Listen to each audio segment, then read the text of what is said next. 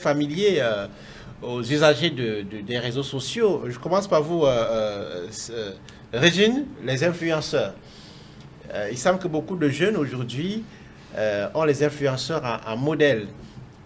Qu'est-ce que cela vous inspire comme commentaire? C'est un échec des parents, une fois encore, vous insistez, ou alors c'est un phénomène contre lequel il est difficile de réguler?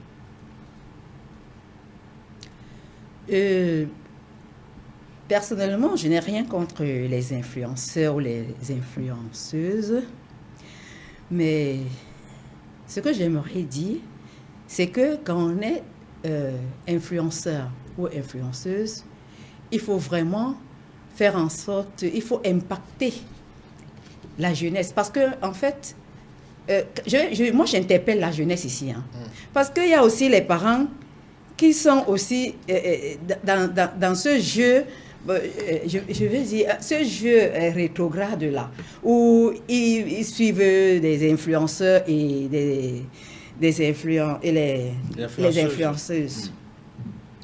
Quand on se connaît influenceur ou influenceuse, il faut chercher à impacter.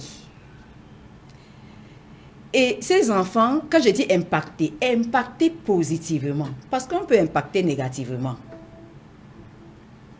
Et il y a aussi, comme je disais tantôt, les enfants qui ont une éducation de base, leurs premiers influenceurs, ce sont leurs parents.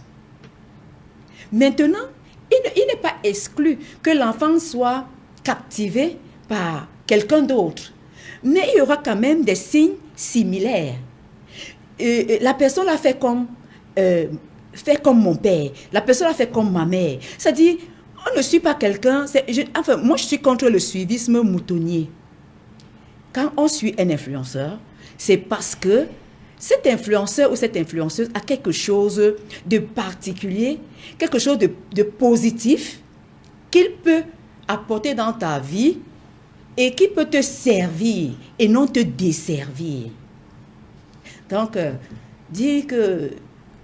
et puis, on ne peut pas s'en passer. Nous sommes à l'ère du vaisseau où tout le monde, quand tu as un téléphone, un smartphone et une connexion, la première des choses, c'est quoi? C'est de se connecter. Mais je vais vous dire, c'est parce que nous sommes dans un monde, je dirais, je vais parler de mon pays, un pays d'oisiveté.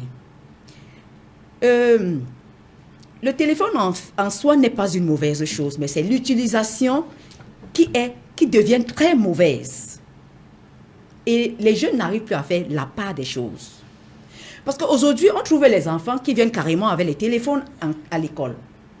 Comment un enfant peut mettre le téléphone dans le sac jusqu'à il entre dans l'enceinte de l'école avec? C'est pendant qu'on fait la fouille qu'on constate que les enfants ont les téléphones. Alors qu'à l'époque, le parent fouillait le sac de l'enfant, de telle sorte que quand elle te trouvait même avec une gourde qui ne t'appartenait pas, mais tu allais raconter toute l'histoire, comment tu as fait pour que la gourde là se retrouve dans ton sac. Et même le stylo, on écrivait le nom de l'enfant sur le stylo. Mais aujourd'hui, qu'est-ce qui se passe? Les enfants réussissent à flouer tout le monde, entrer avec les téléphones, commencer à faire les TikTok, faire comment je vais dire, les histoires, l'animation de leur page et consorts et tout et tout. Il faut qu'on réglemente cette histoire-là. D'accord, on va arriver aux propositions tout à l'heure. Angèle Audrey, est-ce que les influenceurs sont beaucoup trop impactantes ou c'est les jeunes qui les suivent qui sont beaucoup trop vulnérables et faciles à détourner? Merci pour la question, Donald. Je pense que peut-être au préalable, il faudrait un peu recentrer la question de ce que c'est qu'un influenceur.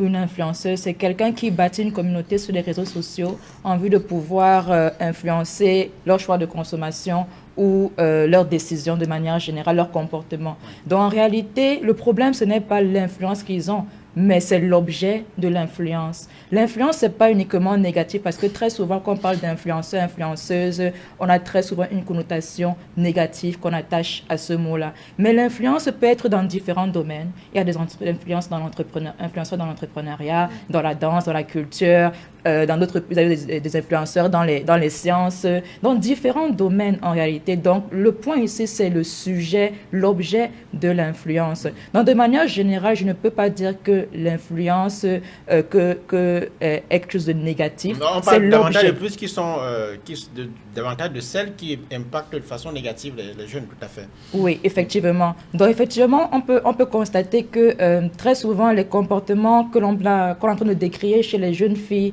peuvent être des comportements qu'ils imitent, en fait, et qu'ils ont vu perpétrés par des influenceuses qu'ils suivent sur les réseaux sociaux. Et bien entendu, à partir de ce moment-là, on ne peut que condamner cela parce que ces influenceuses-là, elles ont quelque part aussi une responsabilité vis-à-vis de leur société.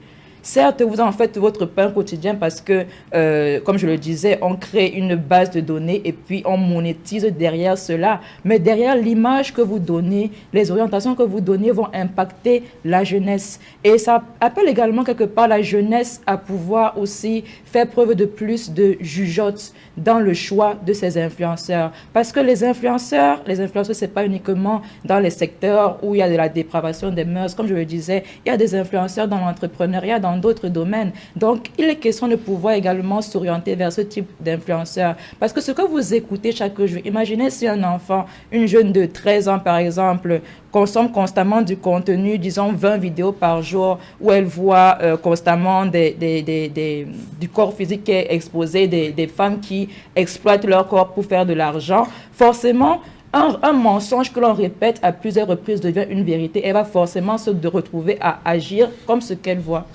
Alors, il se trouve que dans la réalité, ce sont les influenceuses négatives, entre guillemets, qui sont les plus en vue, hein, qui sont les plus suivies. C'est effectivement ce que je voulais dire. C'est que quand on parle des influenceurs, si on prend, on prend peut-être 20 influenceurs du Cameroun, je pourrais vous dire qu'on aura à peine 5 qui ont une bonne influence.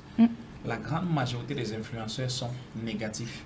La grande majorité des influenceurs sont des poisons pour la jeunesse. Ils sont les plus grandes sources de pollution. Pourquoi? Parce que leur contenu n'est pas véritablement bénéfique pour notre jeunesse. Ils font ce qu'on appelle les messages subliminaux. Par exemple, quand vous regardez la plupart de ces influenceurs, qu'est-ce qu'ils montrent généralement? Ils montrent généralement une trop belle vie. Ils montrent beaucoup de make-up.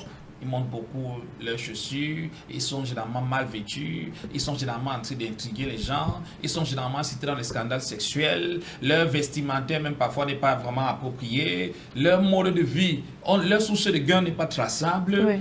Et quand les jeunes passent le temps à regarder ça, le message subliminal ici c'est quoi? C'est que wow, si elle s'habille comme ça, si elle a toujours des chaussures de valeur, elle a toujours des coiffures chères, elle a ainsi de suite, si elle se pavane comme ça là, elle est en train de me dire que si je veux aussi avoir une vie similaire, je dois faire comme elle. Et c'est comme ça qu'elles ont une influence très très négative sur les personnes qui les suivent. Donc en fait, les influenceurs sont l'un des plus gros poisons actuels. Et je crois qu'on doit sensibiliser nos jeunes à se désabonner sur leur page. Des personnes qui ne peuvent pas vous aider, des personnes qui ne peuvent pas vous communiquer des valeurs, des personnes qui sont seulement en train de vous montrer que la vie est facile, des personnes que vous allez entendre, oh, tel scandale sexuel ici, tel scandale sexuel là-bas, les enfants avec les pères qui ne sont pas connus, ainsi de suite.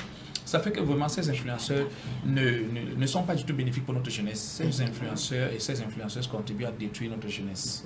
Maurice Aumont? Oui, puisque nous allons vers la fin, je voudrais juste au sortir d'ici donner 2 ou 3 pistes. La première piste, il faut réguler. Il faut réguler.